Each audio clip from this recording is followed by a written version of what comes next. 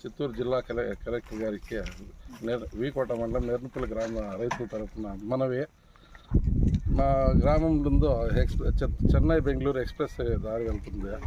మాకు ఆ రోజు ల్యాండ్ అక్విజిషన్ చేసిన ఆఫీసర్లో మీకు సర్వీస్ రోడ్డు వదిలేసి రైతులకు అనుకూలంగా దానికి కూడా రోడ్డు వేయిస్తామని చెప్పి మాట్లాడుతున్నారు.